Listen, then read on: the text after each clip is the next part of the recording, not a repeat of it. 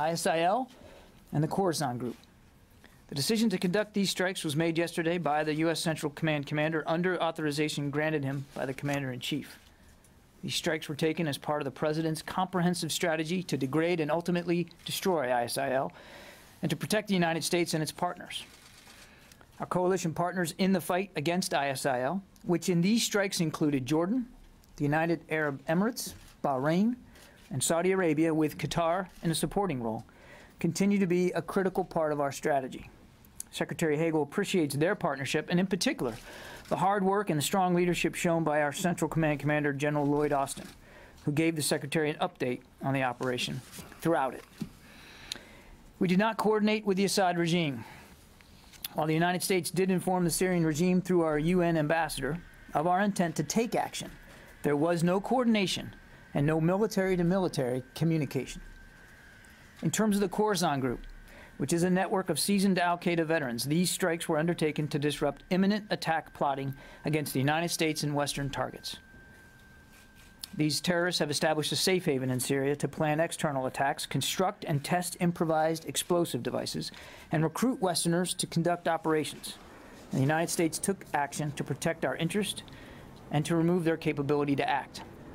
In a minute, I will turn it over to the Joint Staff's J3, Director of Operations, Lieutenant General Bill Mayville, to provide more detail about the operation. But before I do, I think it's important to note just a few things.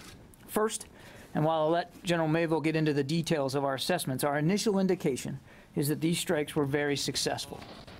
Second, while it's not our policy to discuss future operations, I can tell you that last night's strikes were only the beginning.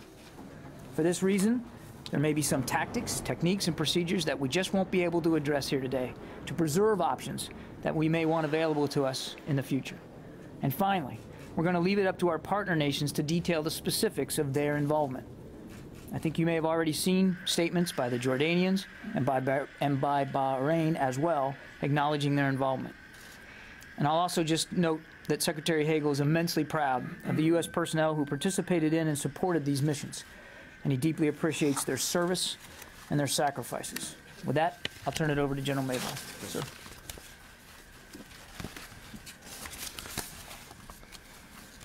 Good morning.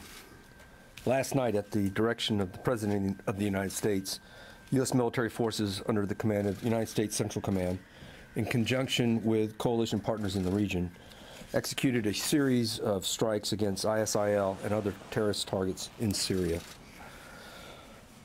Coalition strikes targeted ISIL training camps, headquarters, command and control facilities, logistical nodes, armored vehicles, and leadership.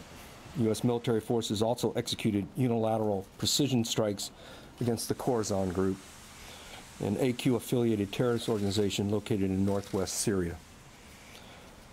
The intelligence reports indicated that the Khorasan Group was in the final stages of plans to execute major attacks against Western targets and potentially the U.S. homeland.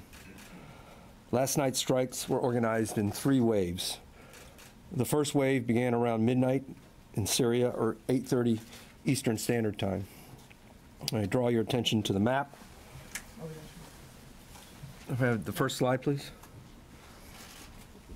In the first wave of strikes, the USS Arleigh Burke in the Red Sea and the USS Philippine Sea in the northern Arabian Gulf launched more than 40 Tomahawk cruise missiles in eastern and northern Syria.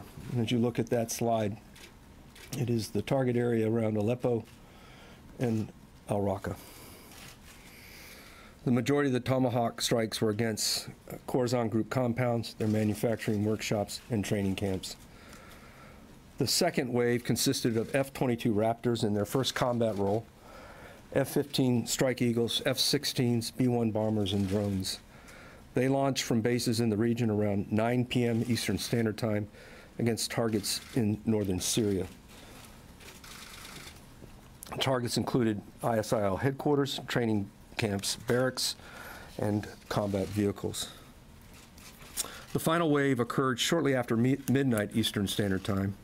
F-18s from the USS George H.W. Bush in the northern Arabian Gulf and regionally based U.S. F-16s, among others, attacked targets in eastern Syria to include ISIL training camps and combat vehicles, principally in that circle to the far east Dar es-Zor. Coalition partners participated in both the second and third waves, supporting with a range of combat capabilities that began with combat air patrols to actual strikes on targets. The preponderance of coalition support was in the third wave. 96% of all the delivered munitions were precision-guided munitions. And I'd like now to show you several before and after pictures that highlight the effects of these munitions. If I can go to the next slide.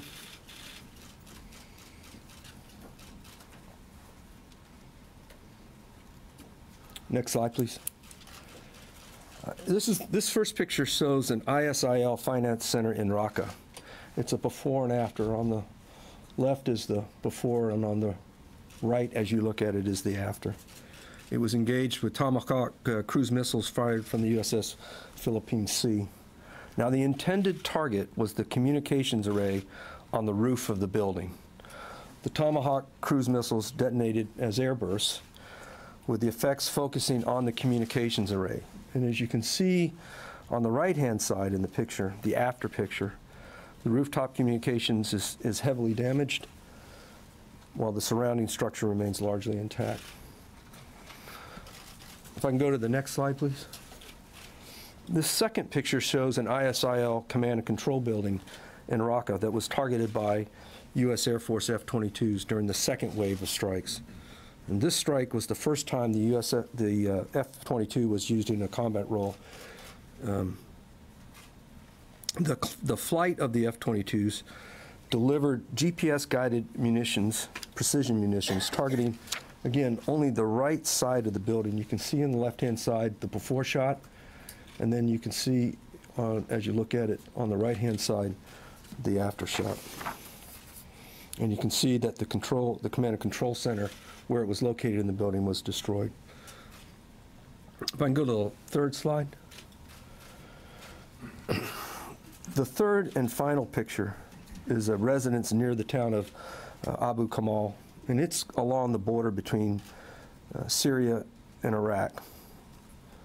This was a residential area that had been used for training site and for logistics site for ISIL fighters. It was engaged with multiple GPS-guided munitions fired from F-18s launched from the USS George H.W. Bush. And as you can see, the aircraft targeted locations within the boundaries, within the fence line of the residence. There's a video here that shows exactly how that was done. So give me a moment here to switch to the video, and I'll let you look at that as well, of this same target.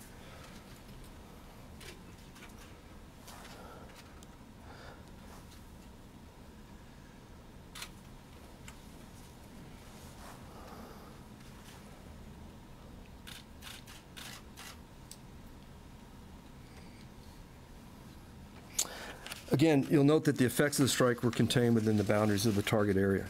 As these pictures in the video highlight, the strikes involved multiple aircraft and cruise missiles from several countries. It was through the careful planning and coordination of U.S. Central Command's Combined Air Operations Center, located in the region, that these strikes were successful with minimal collateral damage.